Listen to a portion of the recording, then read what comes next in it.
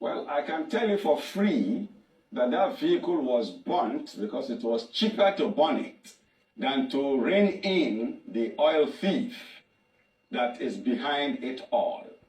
Usually what Nigeria has done in the last several decades is to parade a young, helpless, improperly educated, jobless youth from the Niger Delta as a thief.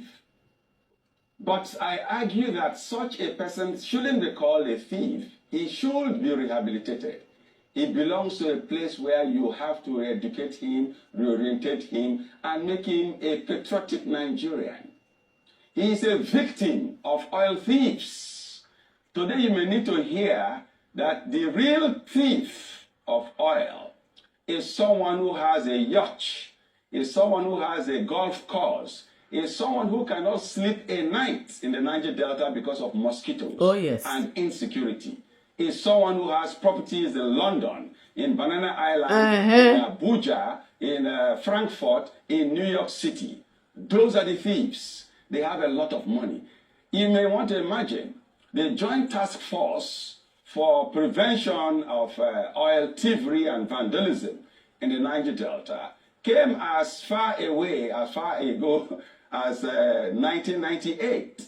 That is 25 years ago. And I can tell you for free that go to Krikri prison, go to Port Harcourt prison, go to Kogi prison, go to Kuje prison. You won't find any big oil thief. No way. None.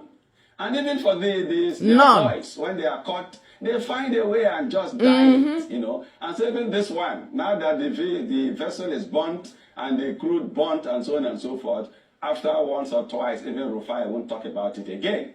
So that is the game, that is the story. The authorities know clearly who are behind it. The last times I think someone came on TV and showed clearly where all the stolen oil goes to. This particular oil, if you had allowed it, would have gone to either Britain or gone to America or gone to China or gone to India. They go to these places, you know, these vehicles are big enough, the world knows them.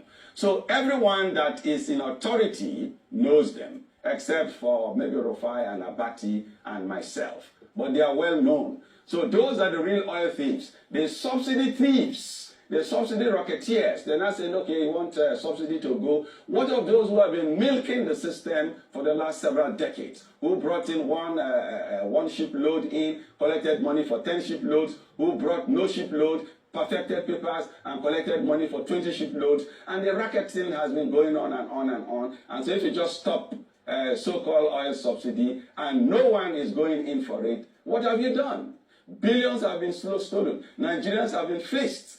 That is the game. It goes on. Say it, Your Majesty. They know who does it and who does not do it. And the reason why they prefer to present the face of a young, uneducated, unemployed person from the Niger Delta as a thief is to distract the world, because it looks more menacing and more interesting to see someone that has no shot, that is beating cancer every day in the name of crude oil theft, a few jerry cans, and then people will take shiploads. You can imagine a group of persons were taking away what Nigeria produces in a day in one ship. And the Nigerian authorities want to pretend that they don't know who are doing it. They don't know the terminal where it was loaded. Don't tell me that again. I don't want to hear that. Of course, you may also need to go and read the book, The Riddle of the Oil Thief. The whole story is there. It's a riddle. It's a game where you distract the entire world to believing that someone else is the one that is stealing the oil when the main man is feeding fat and walking about free. In which country, in which home will someone set his village, his house ablaze because there's a rat inside?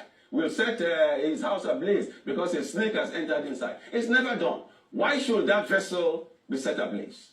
Well, the reason is obvious, so that they don't get to the big men who are behind oil theft in Nigeria. This is a good example to tell the entire country that the oil thieves are big men, big enough. International governments of foreign countries are involved, NNPC is involved, and many more involved. And you know them all as well. You don't need to get it out of my mouth, but these are the facts about it. You said it. Thank you. Well,